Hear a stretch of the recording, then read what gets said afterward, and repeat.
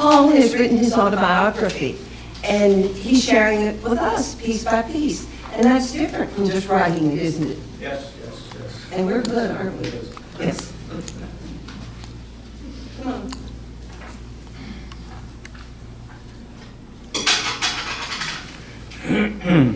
I was born May 21st, 1934 in Vienna, Austria, into a well-to-do family.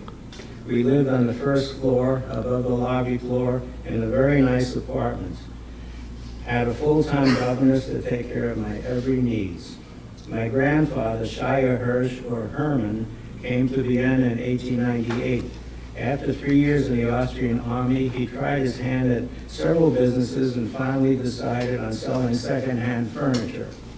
He became very successful at this and eventually owned several furniture stores. Okay.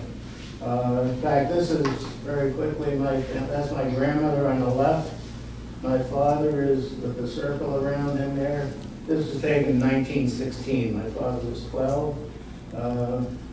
My Aunt Ella behind him, my Uncle Robert to the left, my Uncle Fred at the bottom, and my great Aunt Charlotte on the left with her son. It so happened that my mother grew up in the apartment building directly across the street, and my father and mother could see each other from their bedroom windows. All four of the children received advanced degrees in college, which was very unusual back then. My father, the oldest, became a lawyer. Next, my Aunt Ella became a pharmacist. My Uncle Robert, a chemist. And the youngest, my Uncle Fritz, or Fred, became an architect. This was in the 1920s and 1930s. My parents were married December 28, 1930, in the main synagogue in Vienna, Stadttempel. Fortunately, the Nazis could not destroy the synagogue as they had done to almost every other one, because it was in the middle of a block of attached apartment houses, and they would have had to destroy these as well. I have a pair of ruby-colored vases, I believe a check that they got as a wedding present. I was told that I put a real scare into my parents when I was a baby. I apparently crawled over the railing of my crib, fell on the floor, and rolled under the crib without making a sound. The next morning, my parents could not find me for a while and thought I had been kidnapped. Life was very nice. My father was a successful young lawyer. We took family vacations. My mother, or the governess, took me to play in one of the local parks. We were a young, well-to-do, happy family. All this changed abruptly on March 12, 1938, when Austria and Germany formed a union. Old Austrians like to say that they were invaded by Germany. That is a lie. When Hitler entered Vienna on March 14, Austrians lined the streets cheering. I was no longer allowed to play in any of the parks because I was Jewish. Fortunately for me, I was too young to understand what was happening around me. When I went back to Vienna many years later on an H.E. Edwards incentive trip, I saw a huge concrete bunker, perhaps 10 stories high, taking up a good part of Ironburg Park, where I used to play. They can't take that down without demolishing several blocks of apartment buildings. It is a good reminder for the Viennese. For my family, coming events were a disaster. My Uncle Fred had communist leanings at that time. He was arrested in May 1938. Since my father was a lawyer, my grandfather asked him to go to the police station to get him out.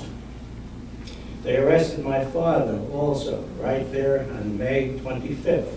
He was sent to the concentration camp at Dachau on May 31st.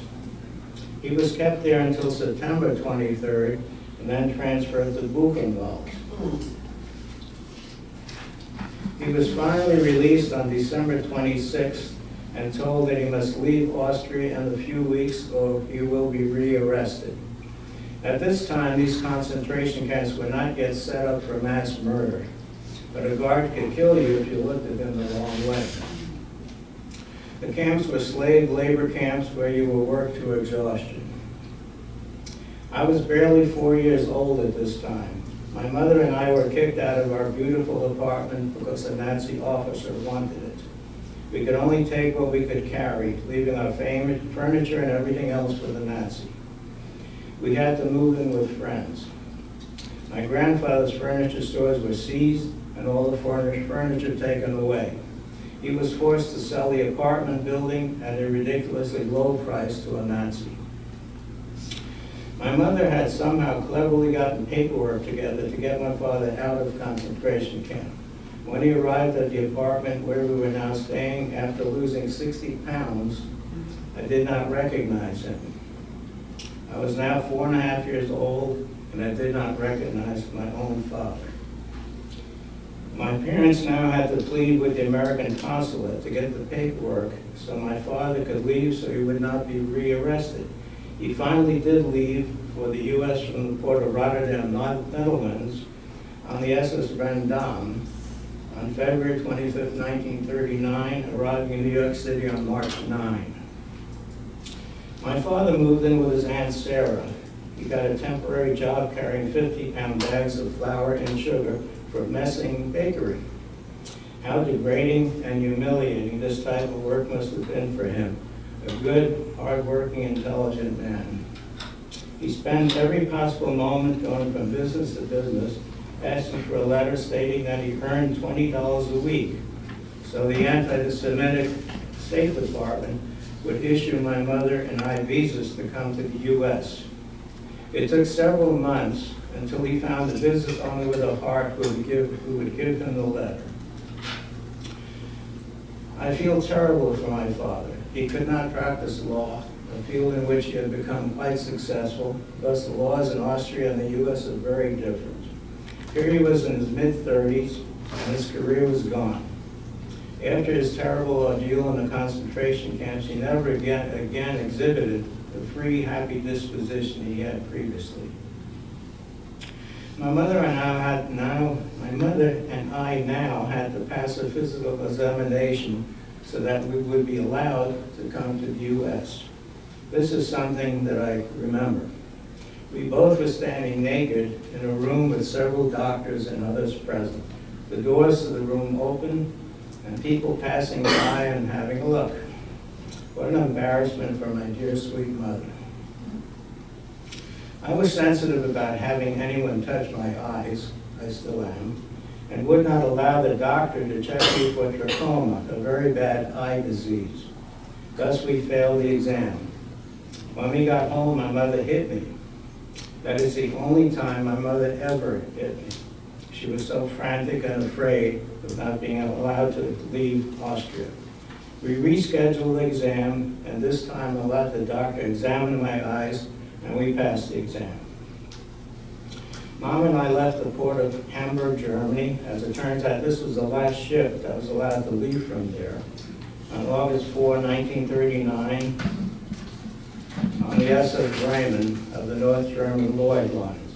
We arrived at the port of Hoboken, New Jersey, August 10th to start a new life. I do not remember much of this horrendous week-long voyage. My mother and I were in a tiny cabin down below somewhere, and I remember constantly throwing up. We took Ken, Steve, and Melissa, our children, to Austria in May of 1996. We went to Baden, Melk, Krems, Jornstein, wine country, and of course spent a lot of time in Vienna. We went to my former apartment building and discovered that they were redoing the tile floor in the entryway of the building. This was the original floor that was there when I lived in the building. Steve took one of the tiles and stuck it in the front of his pants. He then told us, "Mom and Dad, you taught me never to lie or steal.